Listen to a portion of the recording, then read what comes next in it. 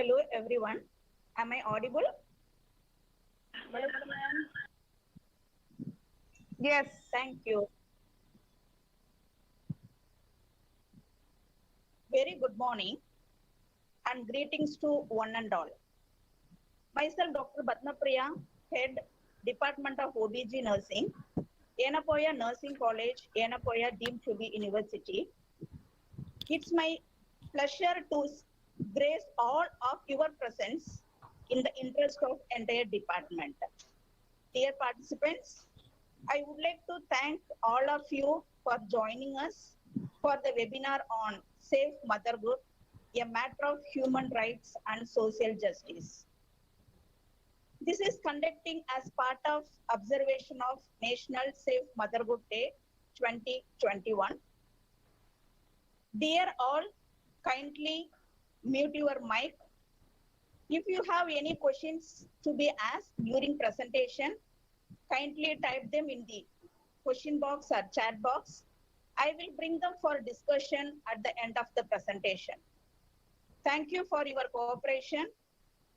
Now I would like to call upon Mrs. Janet Miranda, Vice Principal and Associate Professor, Department of OBG Nursing, Yenepoya Nursing College, to give welcome address.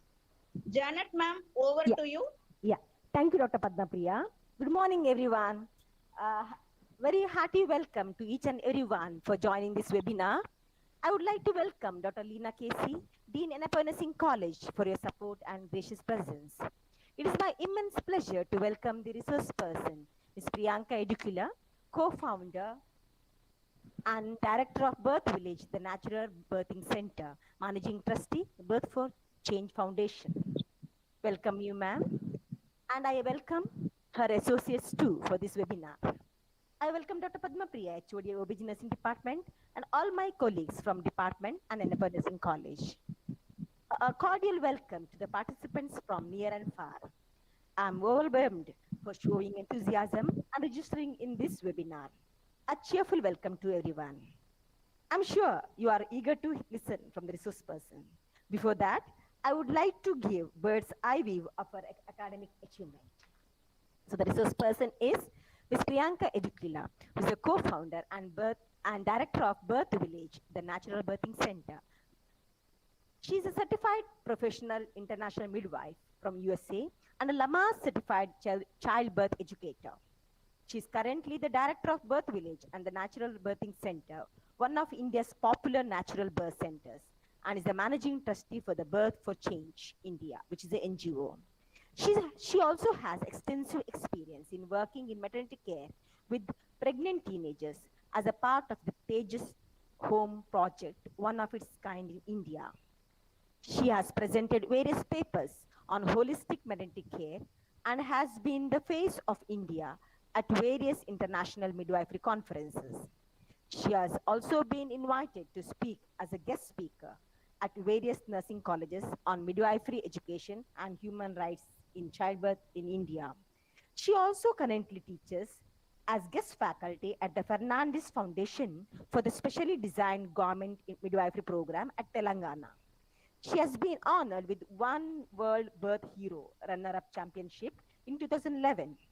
She has been awarded the Lifetime Achievement Award for service to mother baby by Midwifery Today, recognizing midwifery leadership and in the promotion of birth as normal life event in 2018 at Germany.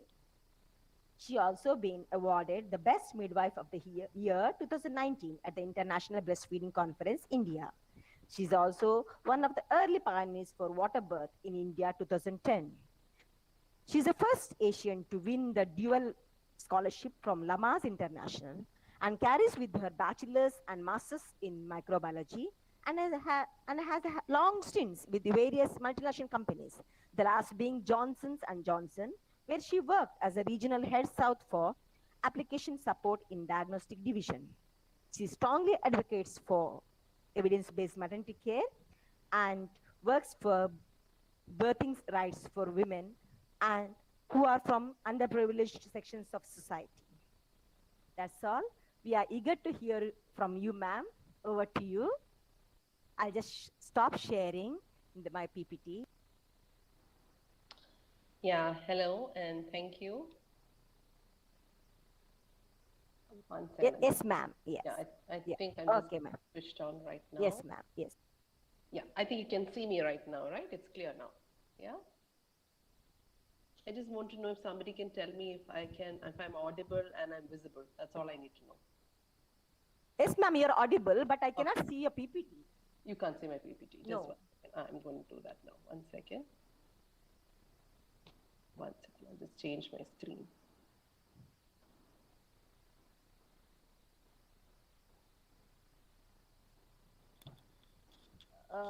Double screen is visible.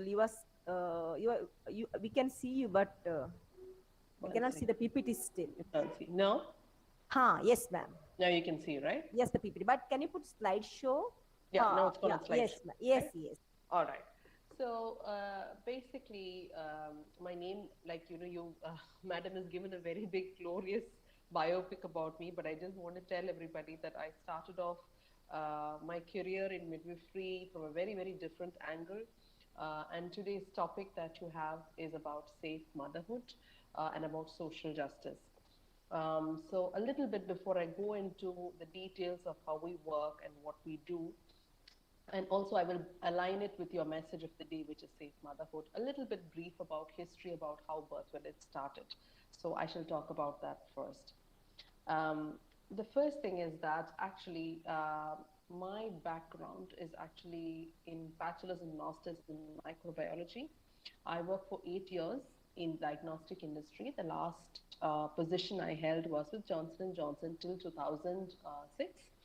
I actually came to my hometown to have my son, and I had an extremely good position in the company that I worked with. My plan was to have my son and go back to the company that employed me. I had a vaginal birth in a local hospital here in my hometown, and I think now most women would say, "Oh, you had a normal birth, so everything is good and everything is fine." But in my mind, something was not fine. I was not happy as a woman with the many interventions at my birth. Also, I noticed that there was a huge lack of women being informed about different practices at birth. So in 2006, I chose to quit my career in the corporate ladder, and I also forayed into childbirth education. At that point of time, there is no way to be certified in childbirth education sitting in India. So I won a scholarship, traveled to the US. I started teaching my classes, and my classes, the first two batches were complete failures because I just kept teaching about childbirth without interventions, but people just kept having cesareans. So then from there, I moved into offering labor support. I started doing that, and I observed labors and worked as labor support only till 2010. And we were able to achieve a lot of success in that model to a great extent. But however, I was still not satisfied. In 2010 is when I got in touch with a Canadian midwife, and I was introduced to the world of independent autonomous midwifery, and that is how I also began as a student with midwifery in the US. So as you see in the pictures in front of you, this is how we started, very simple, very small, just with teaching in a very small space. In 2010, I had the honor of doing classes with this mother that you see in the picture here. And she sat up in the class and said, "But I would like to do a water birth." And I was like, "Okay, how do we do that?" And we organized for her, with the support of a midwife in a hospital here, to do the first water birth in 2010. It's one of the first in the country at that time. The mom was very happy. The birth went good.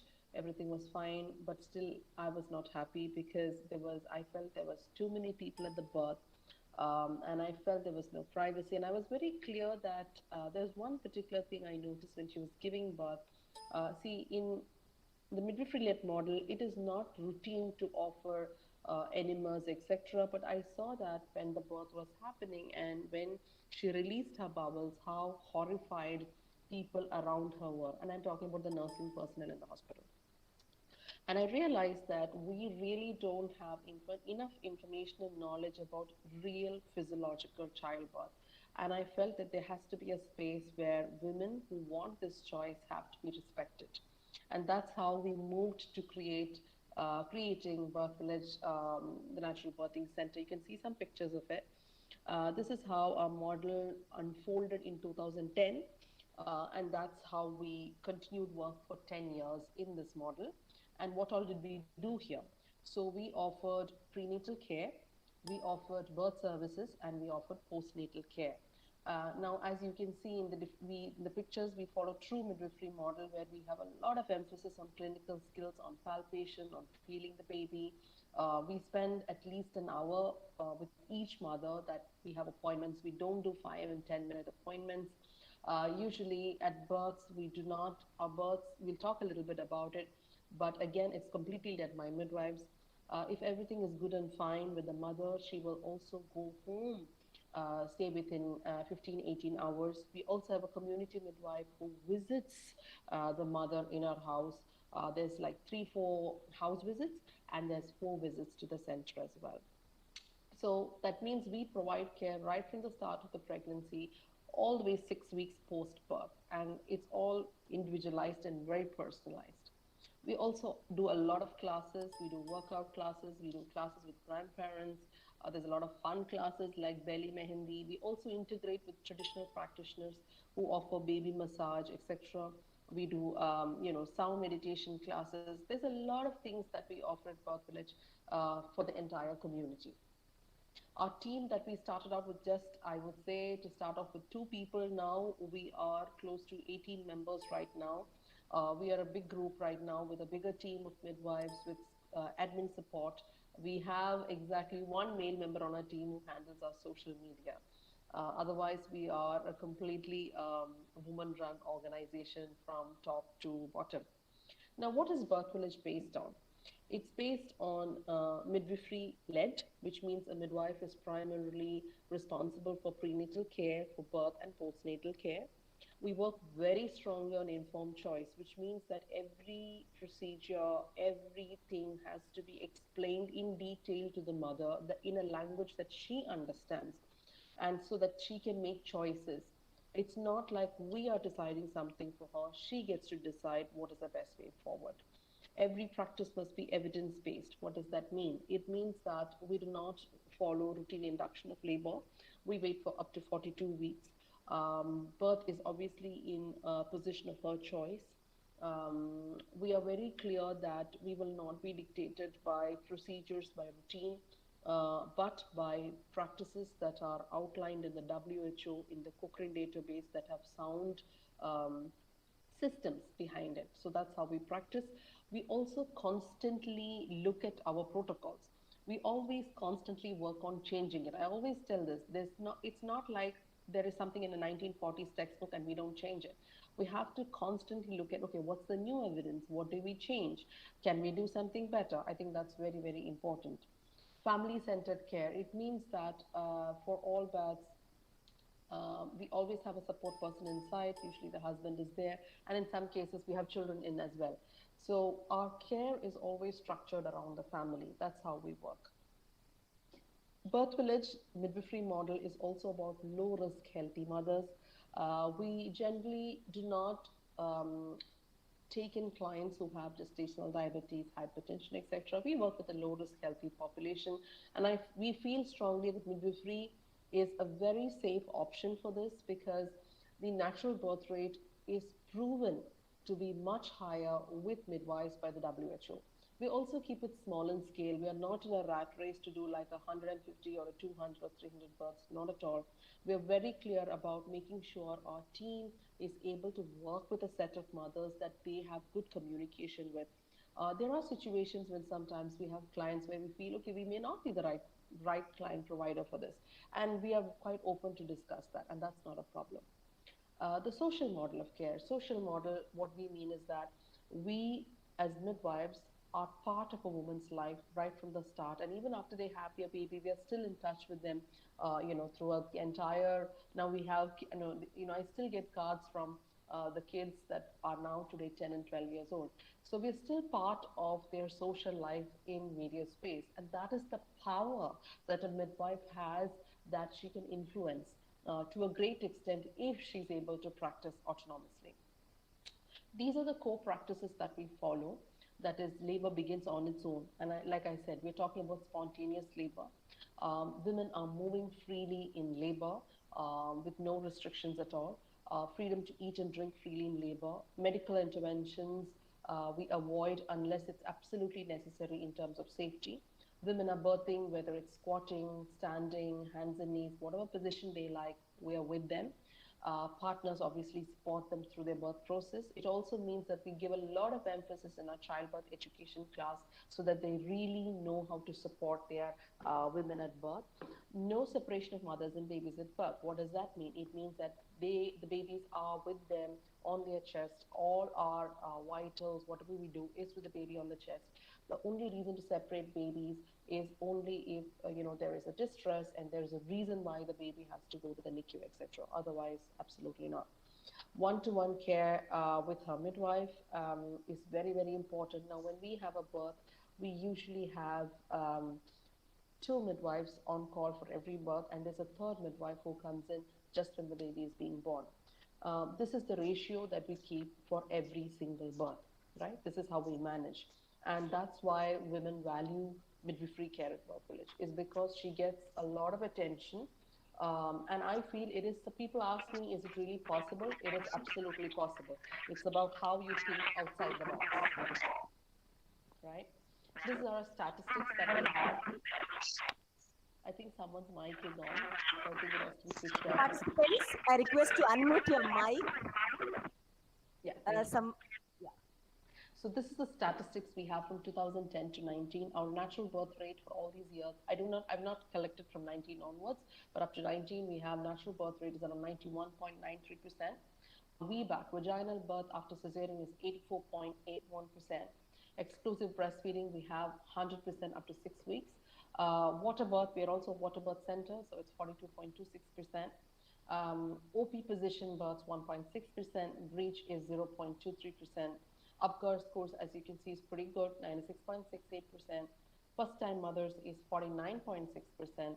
Second time mothers, now that includes women who had a previous cesarean also, is 50.3%. Now, interestingly, in the multi-para section, I can straight away tell you that the number of mothers with women who had one cesarean is really high for us, and they really would like to have a natural birth. So that's the section that's highest in the multiple column. You can look at also episiotomy rate is very, very low for us. It's 1.42%. Meconium that we see is around 6.39%. Postpartum hemorrhage, we do have 11.37%, right? Look at the birth positions that we use. So women are birthing in positions of their choice, which is birth stool and birth rope, which is 27.25%. Squatting is pretty high, 37.67%. Hands and knees, 24.45%. Metro births, 2.84%. Standing, 0.47%. Side lying, 0.23%. Now, again, so some people ask, without episiotomy, how does that factor? Look at our tear rate. So first time mothers, first degree is 18%. Second degree, 11.1%. Now, third and fourth degree, we always have to refer to the obstetrician, and that's still only 1.65 to 1.18%. Even for multiples, you can see first degree tear is 20.37%. Second degree is 8.8%. I've always noticed that in the multiples, the mothers who had an episiotomy for the first birth, they still go on to have a slightly bigger tear rate than the first time mothers who birth with us. We are also moving to our new center very shortly. We are very close to opening it, and this is our dream project, is that we're opening our center with an integrated OT and NICU also, because in our previous model, we didn't have an OT and NICU inside. Now we are opening that as well. The reason why we got into this model is because we felt, even when we transferred, now for me, a cesarean is only 2 or 3 a year. But whenever I think about the cases that I feel I could have done better, and I feel continuity of care has to be there. I feel a mother who's had a cesarean also deserves her breastfeeding rights. I also feel she deserves her baby brought to her immediately, or in fact, even baby brought to her on the chest straight away after a cesarean. These things are only possible when we have the system under one roof. So that's our further plan going ahead, is that's what we see ahead, right? So this is our new model, and we will be integrating with other services. We plan to have an integrative medicine model wherein we will be collaborating with homeopaths, Ayurvedic, allopathy, all under one roof, but it will be midwife led. So that's something that we are really, really looking forward to. Now, this part of my presentation is where I'm going to talk about specific birth stories. I hope it, and I just picked up a few of them here and there, and I hope it'll inspire. This young mother here that you see in this picture, she is only 4'8" is her height, and it's quite common in our country that short women, they're often told that they cannot have a normal birth. So she was very particular, and she came to me at 5 weeks and said, "This is what I want to do. I want to give birth normally. I know I can do this." She had severe hyperemesis throughout her pregnancy, but she really did such a good job. For a woman who was 4'8", she gave birth to a baby 3.6 without an episiotomy, healed so well, exclusively breastfeeding, and I'm so proud of her. And she always says it is because of midwife support in her is why she was able to do this, right? So that is about how women's choices need to be honored. We cannot come to this with prejudged ideas. We need to be open to listen to our women. Yes, outcomes we cannot control all the time. That's absolutely true. But if this is what a woman desires, then that's what we need to offer. This is also another couple. Now, interestingly, I don't do late to care clients. Now, late to care clients, I mean, usually I like to kind of know all my clients before 36 weeks. This happened on October 2nd. This particular couple called to me 400 kilometers away, they were based. And he called me. I was just reading a book on Gandhi on that day. It was October 2nd, right? So I was reading a few quotes about him. And this father called me up and said, I would like to come there for the birth. And I said, "How many weeks is your wife?"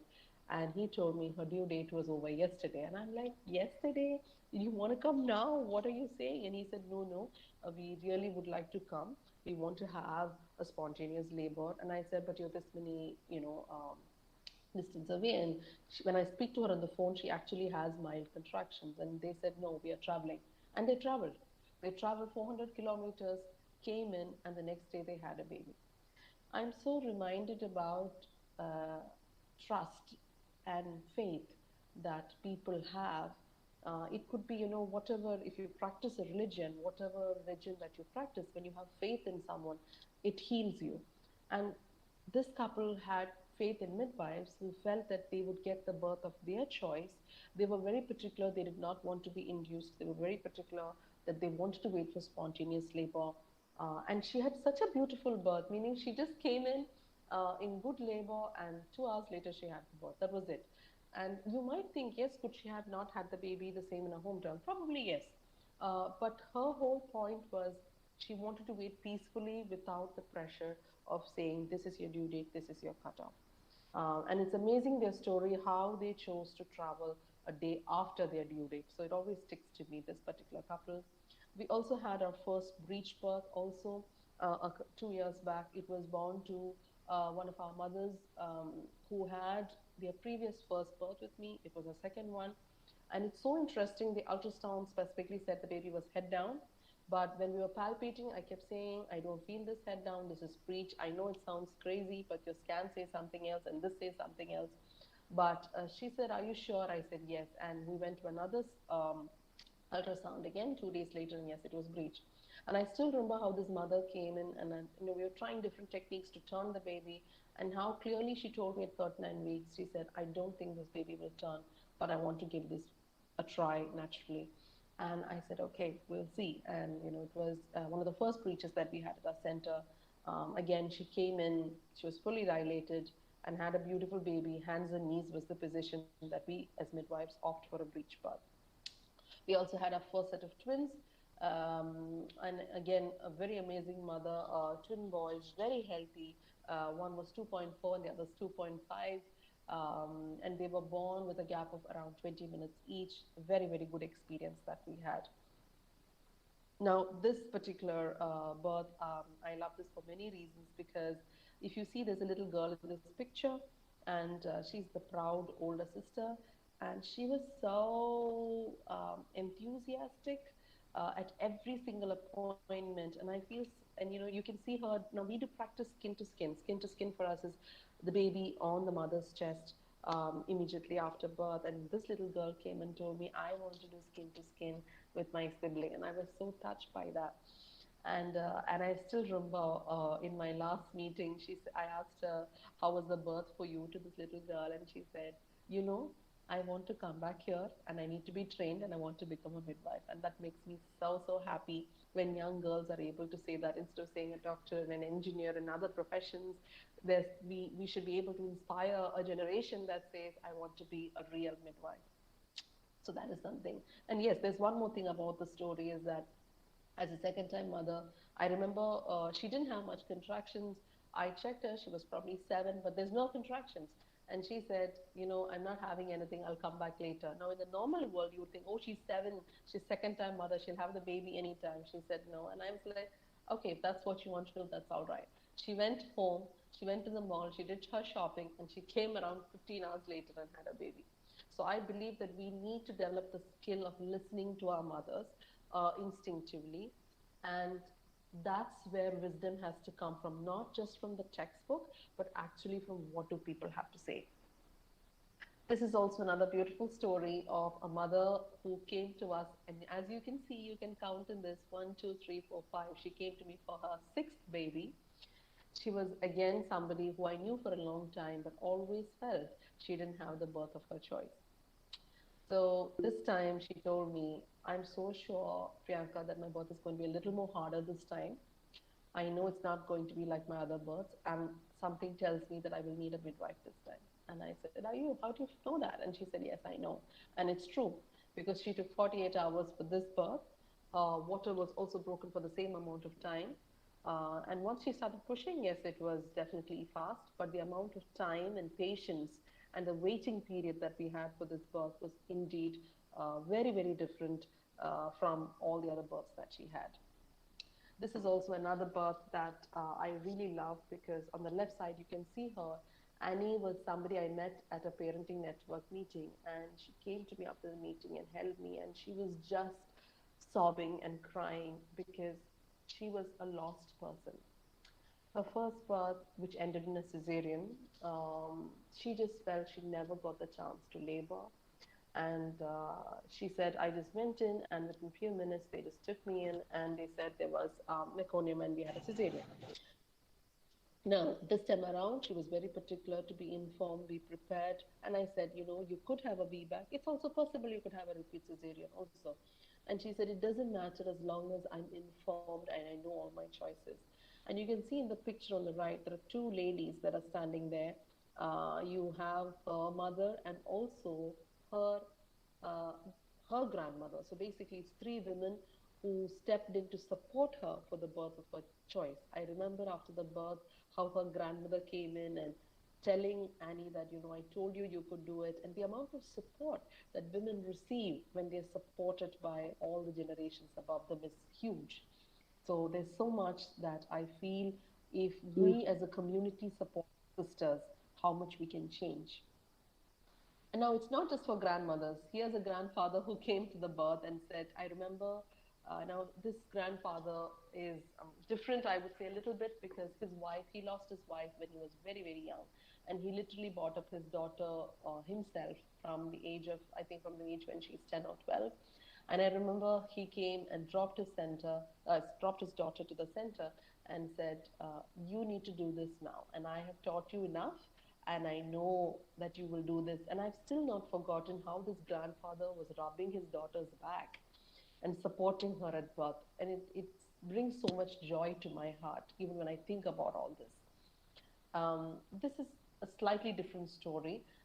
This is a mother who had her second baby with me, and this baby was born with spina bifida. This little child did not live more than a year. And when this little one passed away at 1 year, she called me. I went to see this baby, and as he was passing away, and she told me one line. She said, it was the same hand that I held when he was being born, and it's the same hand that I am holding when he's passing away. And such a big experience. And then she came again to have her third child. And as you can see in this picture, if you look closely, her second one is breastfeeding while she's in labor, giving birth to the third child, right? So she's had the second one with me. Sorry, I'll just rephrase that. She had one baby with me and she came back to have one more child. So basically, it's a total of four pregnancies that she's had. And such an experience of being there together, and you can see what is the picture when a family is laboring together and what that looks like. And there is something that I have. I'm just going to read that out to you. I wrote that out here. Now, her daughter wrote this small little passage which was there in my page, and I wanted to read it out while I was doing the presentation. So I'm just going to take that up. Just give me 1 second while I just take that out. 1 second. Yeah. So this is what her oldest child wrote and told me, is that what I found in natural birthing was that the rule, no entry for father and children, are not there. There's only one rule in natural birthing, which is be calm while the mother is in labor. Being a midwife is one of my ambitions. Until now, I have seen 3 births. I'm 11 years old today. 2 of my brothers, Virko, Ramanan, and one sister. We have not named her still. I saw the first birth when I was 4 years old, the second birth at 8 years old, and the third birth at 11 years old. Every time my mother became pregnant, she was in labor, I was always excited to see if I'm getting a sister or a brother. My father was consoling my mother while I was standing and watching the baby come out of my mother's womb, and the midwives were talking. Just as the midwife started to talk, my brother peeped out and I started to scream, "Baby has come out, baby has come out." And midwife auntie quickly caught the newborn and passed him to my mother, and she started feeding the newborn. And I was the first one who saw my brother Ramanan. The third time it was different. I was older than before. I was able to and understand a lot more about natural childbirth. This is the small passage that she wrote and gave me. And I found that so interesting that birth can impact our children also. Children do not have to be brought up in fear or worry about childbirth. In fact, they can be brought up to see birth as a very, very natural event, and we midwives have the capacity to show that it's actually possible. And this is the picture of the whole family together. COVID and lockdown. So this is another period where a lot of women were separated from their husbands and had to give birth. Now, we had one mother who was again trying for a VBAC. She came to us from Nagarkoil, and she had her baby with us. Her husband was in Saudi Arabia, and we connected him over WhatsApp so that he could see the birth while she was birthing with us again alone. So here's a small clip, and maybe you can hear her voice recording as she's birthing.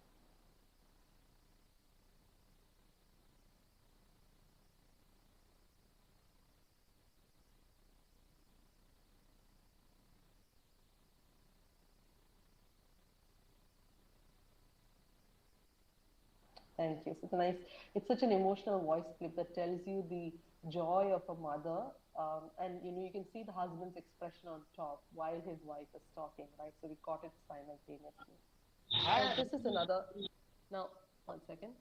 So this is a voice clip that is partly in Tamil. I'm not sure how many of you will follow it, but I think it shows the expression of a woman about what happened to her for the first birth. So those of you who can understand Tamil will get the small gist of a 2-minute video clip.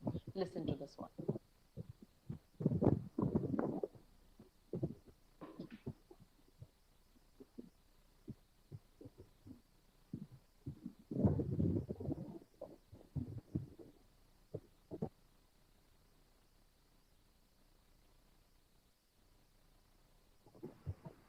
Sorry, ma'am, it isn't audible.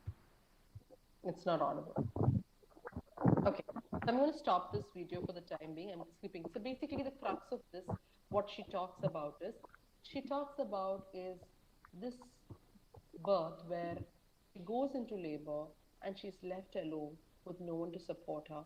She talks about how she vomited in labor and how nobody was there. How she talks about how a nurse was there on shift up till 7 p.m. and the nurse leaves her and goes, and then she was just alone in labor. We need to think and understand that actually in India, when you look backwards, women always labored with community. Women had other women to support them. What we have done in the last 50 years is we have isolated women. Basically, we brought her into a what we call a safe space, um, and put her into boxes, separated her from her family. The support that she had, we've taken away from her, and yet we don't have time as well. So, what have we actually structured is a question that I have for maternity care.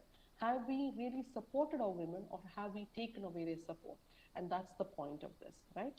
So, this is something that I think when it comes to midwifery education, I would like to take up is I think a lot of you have seen this movie about Three Idiots, how they talk about the educational system, wherein we are producing, mass producing students every year, and how many of these students really enjoy their profession? How many of these students really understand? Now, when it comes to, now for me it is midwifery, but how many really understand what is the role of a real midwife?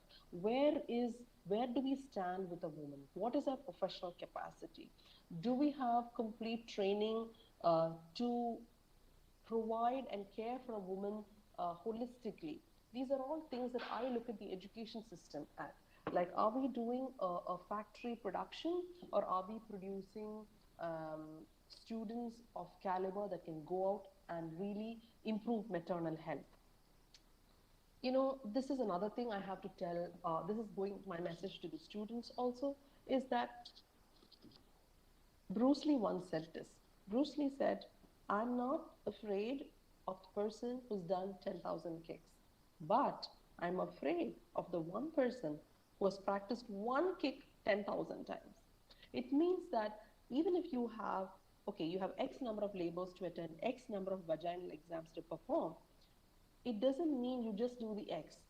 Practice, practice, and practice respectfully till you know your craft really well. This is so important to understand. It's not about tick boxing, this is right, this is right. No.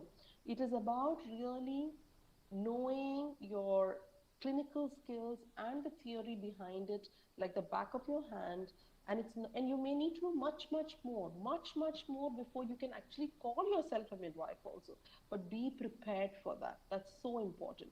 When it comes to teaching, I also believe honestly it's not just about having qualified teachers. It's about having teachers that can really show you the way, that can really empower you, that can really put you in the forefront, and that is quality education to me. What are the challenges midwiferys will have? You need really good leadership. You need to be in partnership with your women. Also, we should not be working in a system. I think this is a problem with midwives is isolation and lack of recognition. I strongly feel midwives need to be recognized as autonomous care providers. It's high time that change comes in this country, because when you look at midwifery in all the other countries across the world, including Afghanistan and Sri Lanka, they have strong cadre of midwives there. But in India, we are way behind. So we really need to reach that section. We need to be working with different institutions that promote leadership in midwifery. These are all the challenges that I feel that are there with respect to midwifery. Now, coming slowly to the end of my presentation, I would like to remember what Mahatma Gandhi said is, he said, initially, they will not bother about you, they will ridicule you, they will laugh at you, they will fight with you, but eventually you will win, right? So this is coming again to the end of my presentation. For those of you who are interested to know more, we are very much active on social media, on Instagram. If you click on Birth Village India and follow us, we post a lot of stories over there. And on Facebook, obviously, we are on Birth Village, the Natural Birthing Center, right? So that is slowly coming to the end of my presentation. I'm just going to close that. But I'm opening the floor for any questions or anything that you'd like to ask me further on this particular topic. Thank you so much again.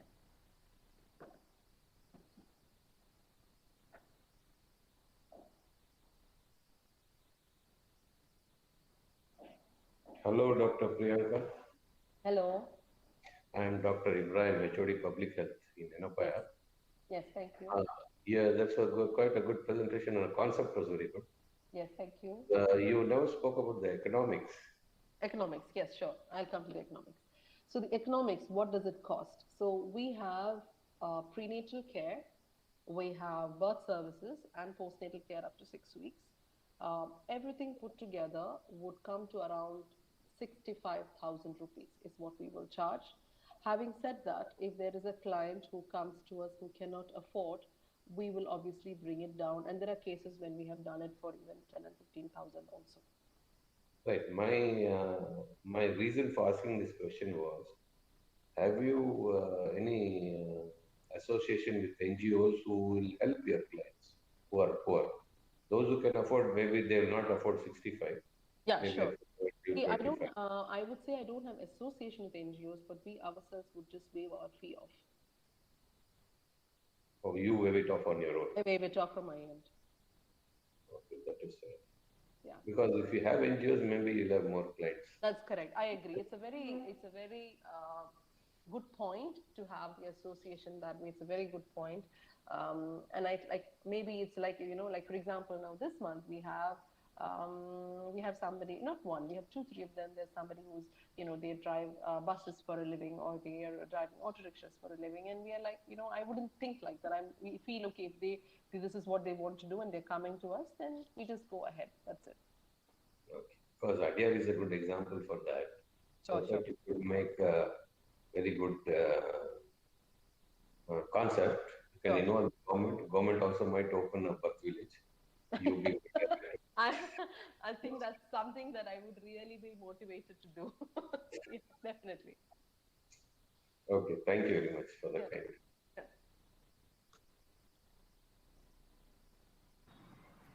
Hi, ma'am. I'm Hello. Mrs. Sheila here. Yes. I'm HOD of OBG Nursing Department, RV College of Nursing, Bangalore. Yeah. Ma'am, I appreciate your initiative. And do you have any ideas of starting such initiatives any other part of the country? Another part of the country. See, right now we are in process. See, what my learning has been is that we stood as an independent center. Now we are moving to a center with other disciplines. So it may take us 1 or 2 years to stabilize that. But my plan obviously is to expand and collaborate with other like-minded professions. It is not easy because I think the challenge is also a little bit about entrepreneurship. Um, and of course, we are all women, right? And I've also learned in this field is that women, I mean, it's not just women, both women and men like to talk down to us rather than talk up to us. So I think over a period of time we'll get there. But I cannot say immediately this year because we've had the impact of COVID as well. But maybe over a period of time, yes, I would say so. Can we have, can we visit center at any time? Do we have to take an Yeah, you appointment can. or something like that? We would need a proper letter. Usually, there are a lot of colleges that visit us, but we request for a proper letter with a proper introduction, and we usually schedule when people can come. Okay, thank you. Yeah.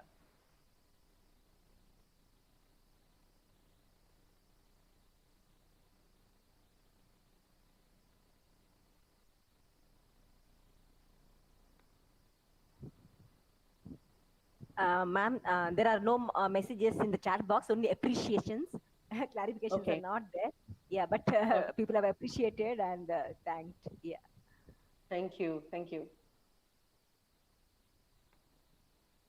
Priyanka, Dr. Priyanka, Yes.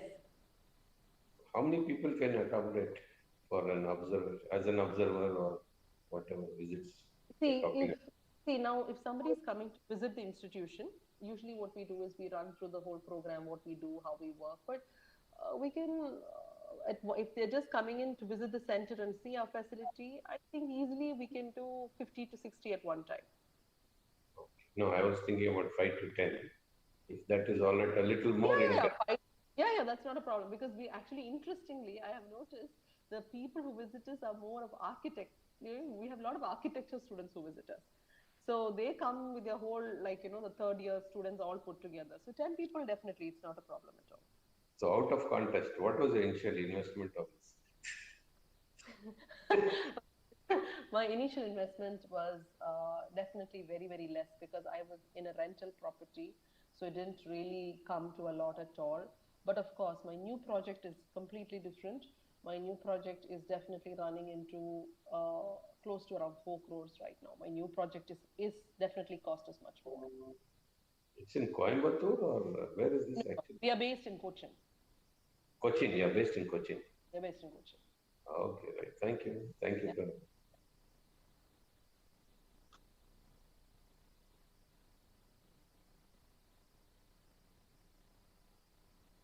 And I think that the main gist of what I was talking about or explaining is that how important it is to have independent midwifery to grow, because that is the crux of the service that we offer. What we need is proper training and more midwives to take up the profession and more midwives to practice wherever you are doing to do really good work, because I really feel midwives do have the capacity to provide safe motherhood with dignity, choice, and respectful maternity care. This is where we will score, and this is where I strongly feel that that difference will be made.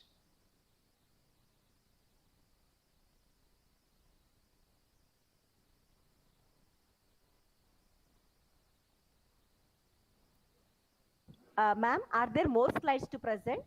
No, I'm done. The presentation is Yes, over. ma'am.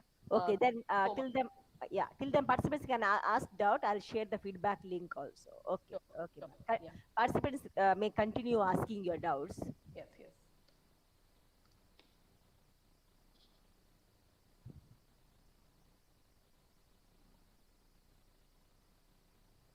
Are most of the viewers on this presentation students or they're professionals? Because I never really got to understand the audience. Audience majority are from nursing college Yeah. faculty, ma'am, and Have- few are senior students, MSc nursing students of Right, our college. And I right. can see a principal of naturopathy is there, Yeah. and because registration that I don't have right now, who have Sure. joined, I'm seeing Yeah. principals of some nursing college, nursing department faculty. I think all over. Even my colleague from Ireland, she was saying she would like to join. Yeah. Since it's early morning, 5 o'clock, then I said, okay, I will send you the recording. Yeah. Meanwhile, we have YouTube link, and there are quite few participants in the YouTube also. Right, right. So I do not know exactly. I will send you the details from registration, ma'am. Sure. All Yeah, right. yeah, yeah. Yeah. All right. So if that is the end of the questions or answers, shall we slowly come to a close? Is that all Yes, right? ma'am. I now request Benzi to give vote of thanks. Few lines of vote of thanks. Benzi, are you there? Hello? Yeah. Continue, Benzi. Yes, ma'am. Yes, ma'am. Good morning, everyone. So we have reached the end of this beautiful session. On behalf of OBG Nursing Department, Yenepoya College of Nursing, I, Ms. Bensi Babu, take this opportunity to put my gratitude into words. First of all, I would like to thank our resource person, Ms. Priyanka Idikula, Certified International Midwife, Childbirth Educator, co-founder and director of Birth Village. We are enlightened with your knowledge and presence here, ma'am. It's our great privilege to have you here. And your words were so inspiring, ma'am, because you said about the independent midwifery. As we learning through nursing, every time we are thinking that we should work under doctors. But your words were so inspiring that so we can continue as an independent nurse midwife. Thank you, ma'am. Thank you for your inspirational words, and thank you so much for your presence over here. Next, I would like to thank our dear principal, College of Nursing, Mrs. Lena Casey. Thank you, ma'am. Thank you for your valuable presence. Next, I would like to thank the organizing committee for conducting this webinar on safe motherhood. First of all, I would like to thank the organizing secretary, Dr. Padma Priya, for taking such an initiative to make this webinar such an immense. Next, I would like to thank Mrs. Janet Miranda, Vice Principal, Yenepoya Nursing College. Thank you, ma'am. Next, I would like to thank Mrs. Amisha, Mrs. Vinita for your presence as well. Last but not the least, I would like to thank all the participants, including our dear faculty members and my dear students. Thank you, one and all gathered here. Thank you so much. With these warm words and kind message, we move to the end of the webinar. Thank you, one and all. Thank you very much once again, and also to thank the organizers at Yenepoya College to putting the kids together, because I really feel with the help of technology, sharing information is one of the biggest steps that we can take to connect all across the country. Thank you once again. Thank you, ma'am. Thank you, Yeah. everyone. Thank you. Okay, let us disperse. Yeah.